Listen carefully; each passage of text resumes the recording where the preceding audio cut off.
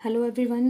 आज की जो वीडियो है उसमें हम अपनी अगली 3D फिगर के बारे में पढ़ेंगे जो कि है कोन। ठीक है, सबसे पहले देख लेते हैं कोन होती क्या है। अगर हम नॉर्मल लाइफ में देखें तो कोन को हम अपनी आइसक्रीम कोन से कंसिडर नहीं कर सकते कि जैसे हम आइसक्रीम खाते थे। ठीक है, उसकी एक कोन होती थी ऐसे, हाँ ये वाली ऐसे कुछ टाइप।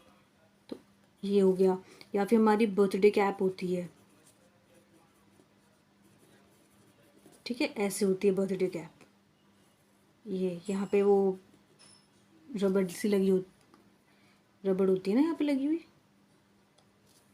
ठीक है, तो इस तरह की जो शेप्स होती हैं उनको हम कोन बोलते हैं। ठीक है, अब कोन के अंदर हो क्या क्या ये देखते हैं। कोन के अंदर हमारे एक सर्कुलर रीजन होता है और एक वर्टेक्स होता है जिसको हम बेसिकली एपेक्स भी बोल देते हैं।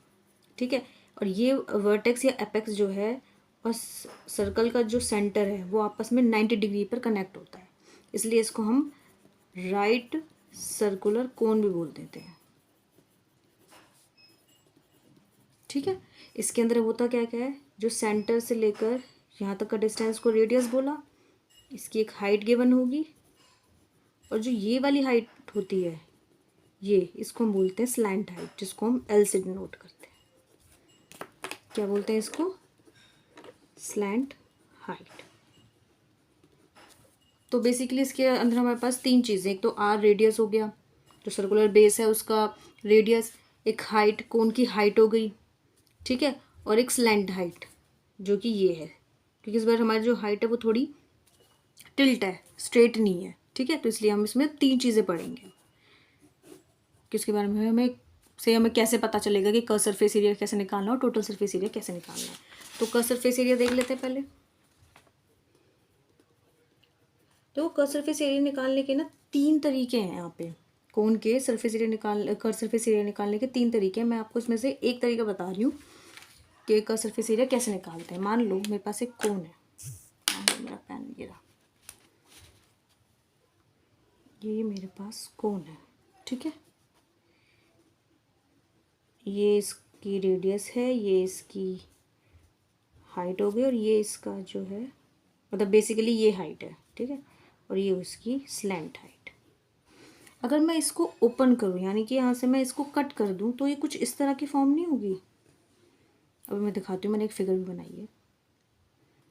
ये कुछ इस तरह से, इसको अगर मैं ये कर दूँ, ठीक है, ये कुछ ऐसा बनेगा, और उसके ओपन होने के बाद ये ऐसे दिखेगी, ऐसे।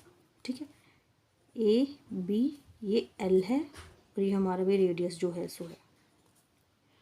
अब यहाँ से देखते हैं, देखो कहाँ है वो फिगर, ये रही। ये कुछ इस तरह की कोन है हमारी, ये राइट, और ये हमारा इसका बेस है। तो मैं इसको ओपन करके दिखाती हूँ कैसे होगा। ये कुछ इस तरह की फिगर थी हमारी, जो कोन ऐसे करके मैंने इसको, ठीक है ना, एक कोन थी ना, इसको मैंने ओपन किया तो ये कुछ इस तरह की फिगर बनी, जिसके अंदर हमारा ये सर्कुलर बेस है और ये हमारी कोन है। तो इसी टाइप की शेप बन गई। अब मेरी बात ध्यान से सुनो, देखो सबसे पहले इसको मैं अलग बना लेती हूँ ताकि कन्फ्यूजन ना रहे। ठीक है, ये है, ये है हमारा ये चीज़। इसको जब मैं बंद करती हूँ तो हमें क्या मिल रहा है, हमें इसकी वैल्यू निकालनी है, ये जो ना इसकी वैल्यू मुझे चाहिए। तो ये क्या है यहाँ पर, ये जो सर्कल है उसका सरकमफ्रेंस ही तो है। ये कौन थी मेरी, इसको मैंने बंद किया ऐसे, कुछ इस तरह से बंद हुआ ये। तो क्या ये 2πr ही तो है ये। ठीक है, एक ये चीज़ आ गई। फिर ये क्या है, अभी हमने पढ़ा था कि हमारा जो कोन है, कोन की जो स्लैंट हाइट होती है, ये स्लैंट हाइट होती है, वही चीज़ यहाँ पर है। इसको जब मैं ओपन करूँगी तो ये भी तो स्लैंट हाइट ही हुई, ये कौन है। ठीक है, ये कौन है हमारी, ये क्या थी हमारी स्लैंट हाइट। जब इसको मैंने ओपन किया तो ये भी तो स्लैंट हाइट ही हुई, जो कि बना एल। तो पहली चीज़ तो ये पता चल गई। अब आगे देखो, अब हम क्या करेंगे, इस कोन को, अभी हम सर्कल को साइड में रखेंगे, इस कोन को हम छोटे छोटे ट्रायंगल्स में डिवाइड करेंगे, इक्वल ट्रायंगल्स में। तो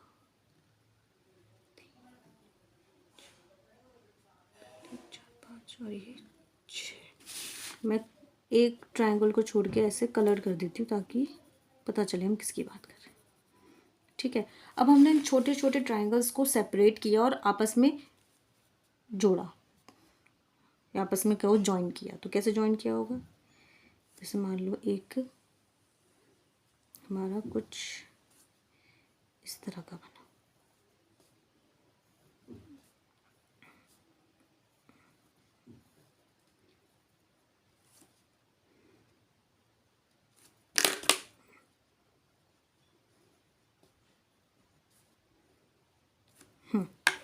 ये कुछ इस तरह की शेप बन गई। ये था जो हमने कलर किया था, ये वाला।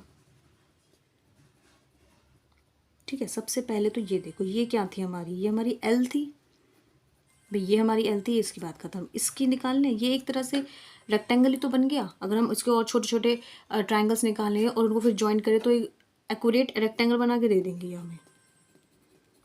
ठीक है, रेक्टेंगल का एरिया निकाल लेते हैं, फिर हमारे पास हमारा कर्व सरफेस एरिया भी निकल जाएगा। तो उसके लिए हमारे पास इसकी ब्रेथ क्या आ गई? ये, क्योंकि भाई इसी की तो बात कर रहे हैं, और यही चीज़ यहाँ पर ओपन होके आ गई। ये क्या है? ये बेसिकली देखा जाए तो इसका हाफ नहीं है भाई, ये कलर्ड हो गए, ये हैं जो बिना कलर्ड है, और ये वाले हैं जो दोनों को मिलाकर है, कलर्ड भी हैं और बिना कलर के हैं। तो ये क्या हुआ? Half of 2r pi r. Length हमारे पास आ गई, ब्रेथ हमारे पास आ गई। तो कर्व सरफेस एरिया क्या आ जाएगा हमारे पास? लेंथ इंटू ब्रेथ, क्योंकि रेक्टेंगल की तरह दिख रहा है, और रेक्टेंगल का एरिया हमारा क्या होता है? Length into breadth. तो वही चीज़ हमने क्या करा कि हमारी लेंथ आ गई और ब्रेथ आ गई, 2 से 2 कैंसिल, आंसर क्या आ गया? Pi r l. ठीक है, तो ये होता है curve surface area of a cone. ये सबसे इजी तरीका था जो मैंने भी बताया, सबसे इजीएस्ट मेथड था। इसके 2 मेथड और हैं, वो थोड़े हल्के से लिटिल बिट डिफिकल्ट हैं, बट ये वाला सबसे इजी है। हमने कोन को ओपन किया, जब ओपन किया था तो कुछ हमारी इस तरह से शेप बनी थी, वही चीज़ शेप मैंने यहाँ पे बना के दिखा दी। हमने अभी सर्कल के बारे में बात नहीं करेंगे क्योंकि हम कर्व सरफेस एरिया की बात कर रहे हैं, और कर्व सरफेस एरिया में क्या होता है कि हम बेस को टॉप या बॉटम जो अगर अवेलेबल है तो उसको काउंट नहीं करते, तो हम इसकी बात नहीं करेंगे। अभी हम सिर्फ इसकी बात करेंगे। तो ये शेप थी, इसको मैंने छोटे छोटे ट्रायंगल्स में डिवाइड किया। हमें पता है कि ये एल है भाई, इसको मैं ऐसे जोड़ दूँ, इसको ऐसे बंद किया मैंने, तो ये एल निकला, यही चीज़ एल है। और हमारे पास ये क्या है? जो सर्कल का सर्कमफ्रेंस है। ठीक है, वही मैंने निकाल दिया। मैंने इसको छोटे छोटे ट्रायंगल्स में डिवाइड किया, कुछ को कलर कर दिया, कुछ को ऐसे छोड़ दिया, और उनको इस तरह से अरेंज किया, तो एक रेक्टेंगल बना के दे दिया। हमें पता है कि इसकी जो ब्रेथ है वो क्या है? एल, क्योंकि यही चीज़ तो हम ले रहे हैं भाई, इसी को तो हमने ऐसे बाहर निकाला ना, ये यही तो है। और ये क्या है हमारा? 2 पाई आर। बट इसके अंदर तो दोनों आ रहे हैं, कलर्ड वाले भी आ रहे हैं और बिना कलर के आ रहे हैं। तो कलर्ड वाले ये रहे और बिना कलर के ये रहे, तो इसका मतलब ये हाफ होगा 2 पाई आर का। ये हमारी लेंथ आ गई। रेक्टेंगल का एरिया हमारा लेंथ इंटू ब्रेथ होता है, वहीं का सरफेस एरिया में हम लगा देते हैं, तो 2 से 2 कैंसिल, पाई आर एल आ जाएगा। तो surface area, curve surface area of a cone क्या आया? Pi r l. Total surface area भी यहीं देख लेते हैं, छोटा सा ही है बस। टोटल सरफेस एरिया क्या करना है? बस बेस का जो एरिया है वो और ऐड करना है। एक सेकंड,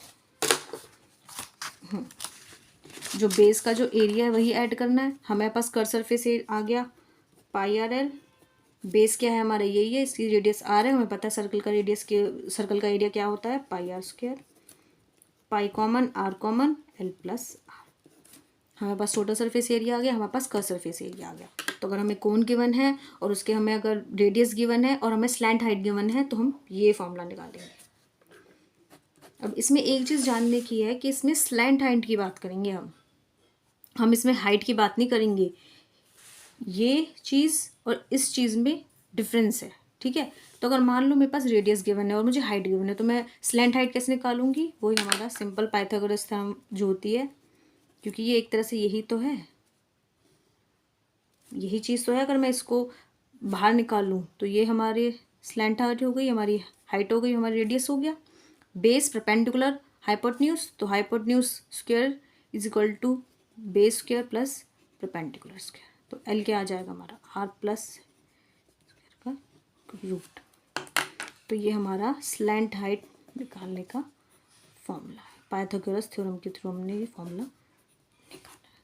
ठीक है, तो ये कौन थी जिसके अंदर हमने कर सरफेस एरिया और टोटल सरफेस एरिया देख लिया, और अगर हमने बोला कि अगर हमें सिर्फ हाइट गिवन है तो हमने उसका स्लैंट हाइट भी निकालने का फॉर्मूला भी देख लिया जो कि पाइथागोरस थ्योरम से था। ठीक है, चलिए आज की इस वीडियो में इतना ही, देखते हैं नेक्स्ट वीडियो में क्या करना है। Okay, till then bye bye.